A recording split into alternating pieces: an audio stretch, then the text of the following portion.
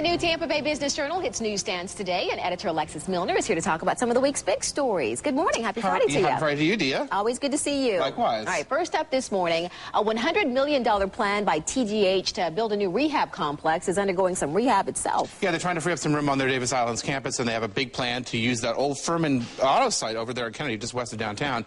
That is part of a whole urban design overlay, and there was some concern that it didn't quite fit what's happening. Now, the 6 years that I've been in town, that whole area when I first got here was really sort of downbeat, and as you can see, there's been some architecture along the way that's beautified that area, and they've gone back, and they're going to go back on September 16th to create a plan that provides some retail out front, but sets the rooms back, and so they can sort of live in a way that meets everybody's needs. So put on hold for a while, but not completely over. No, I think it's going to, and it could bring jobs and economic development, but they're trying to find a happy medium to meet the design specifics and also help TGH. Okay, we know you'll keep us posted on that. Absolutely. Also up next, it may be tougher for local businesses affected by the oil spill to get compensation. What's that all about? about? A couple weeks ago, BP turned over the claims process for the $20 billion fund to a Washington lawyer, and it turns out that some of the new rules are focused on proximity. If you were very close to where the oil hit the ground, then you're more likely to get compensation. And that's a concern for area businesses who are having more intangible kinds of impacts on this, and it's a concern that if you're trying to seek a claim for some of the hoteliers and leisure businesses in town,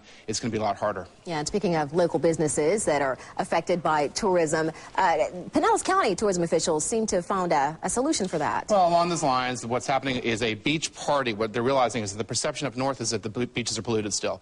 The drive market understands it, but up north is still a concern, and what they're doing on September 19th is a bunch of the beach businesses, hotels, and restaurants are getting together. They're throwing a big beach party, and they're trying to get folks out to say, hey, our beaches are clean, spread the word, and make sure that the tourism business gets a big boost in the fall. But there's a long way to go in terms of that message. There's a lot of misinformation out there. Yeah, it's up to all of us, too, to pass the word along to our friends as well. That's what we're doing right Get here. them all down here. Yeah. We live and die by tourism.